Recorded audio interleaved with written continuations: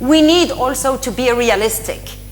We need to be realistic. The honesty principle, I really like that, because I feel Chinese are more honest, because when they go to Africa, they say, we are after your oil, we are after your minerals. Oh, okay. No, let me just finish it. Because when you go with that honesty, the recipient country can negotiate the terms. Yes, we have the oil, but let's renegotiate the commercial terms. Why should X country get it and not the Y country? But when you disguise it in form of aid, and the same thing goes there, then the recipient country can't negotiate the terms, because you don't really know. So that's the honesty I want to bring back into the debate, that let's distinguish commercial loans and aid separately. If it's a win-win strategy, if I am winning, you are winning, why call it aid? Call it, a business transaction. So I think the terminology, and that's what I was mentioning, I think that terminology is very important into a development debate. Recipient countries will be able to negotiate commercial loans. Angola has done, restructuring of commercial terms. Zambia has done restructuring of its copper mines. So commercial loans you can renegotiate. I'm sorry, but aid, you can't renegotiate, because aid is again based on power asymmetry. Commercial transactions are based on equality transactions. Merryl, Ismael, what can cooperation do to diminish that asymmetry? It's a political fact, but what actions, what programs, what things can cooperation do to de-level that, or at least bring a more true assistance, or what can we do to de-leverage that? I'm not sure what you can do. Can you hear? I'm not sure. I'm not sure. I think that from our perspective, it's in Africa. It's almost like some of the collaborations we've had with European companies, etc. They sort of want to come in almost like a missionary. We've come to save you. We've got all this wonderful technology we want you to use. They're just looking for new markets for their technology.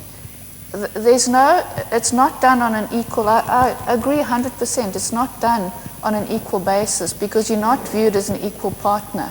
You're viewed as someone who needs your stuff. You can't, these poor people can't do it themselves, etc.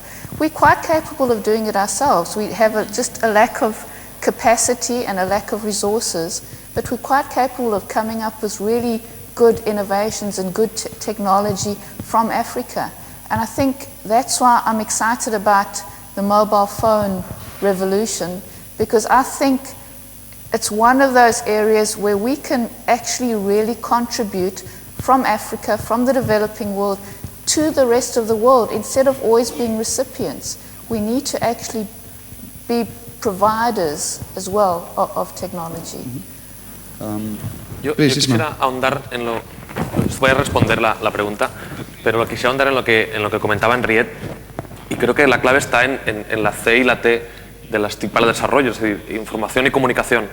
Entonces yo creo que, llamémoslo información, comunicación, gestión del conocimiento, llamadle como queráis. Si vamos a la teoría del comercio internacional, lo que funciona en lo que decía Vikas de un trato igualitario, es decir, yo tengo estos recursos, tú tienes estos recursos. Entonces, más allá de la ayuda humanitaria, que es otro tema, las emergencias humanitarias es una cuestión aparte. Ahí sí que hace falta mandar medicamentos.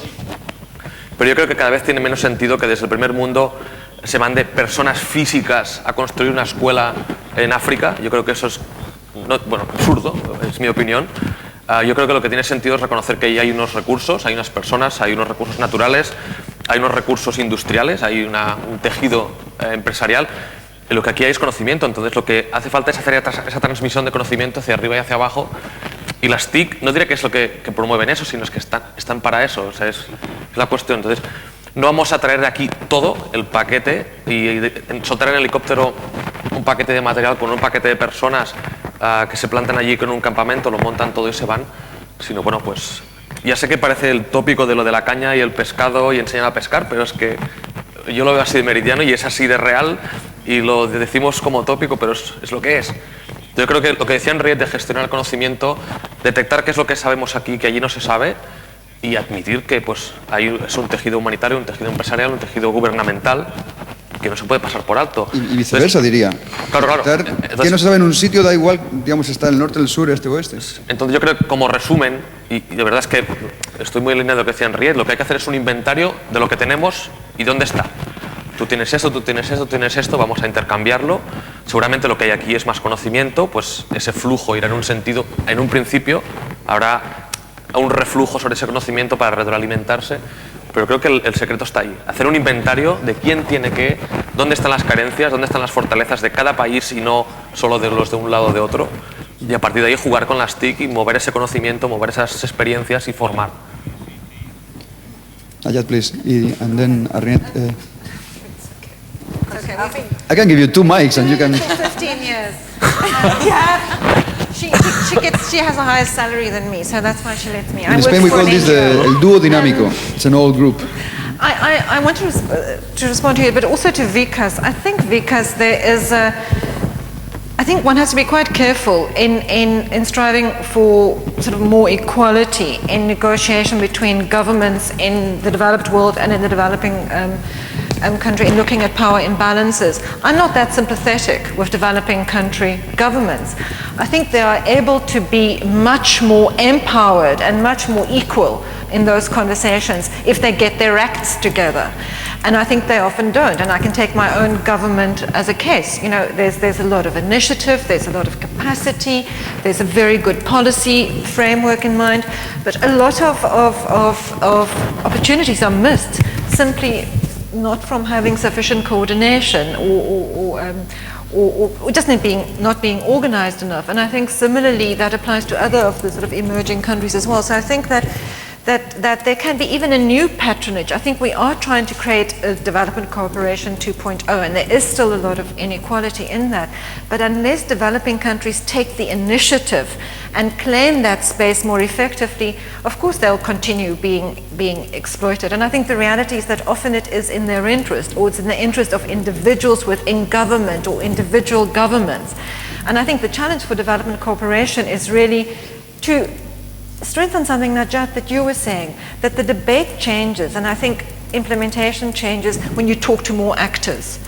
And when it's almost like if you are investing in improving public service delivery, don't do that without also investing in improving bottom-up checks and balances, empowering communities to speak, get involved in policy, give feedback on quality of service. And I think that is the challenge, and it is politically quite sensitive because it means that if you're a government or in a multilateral agency, you need to have a direct relationship with government, but you also have to engage civil society or business or even political processes that can be quite contentious.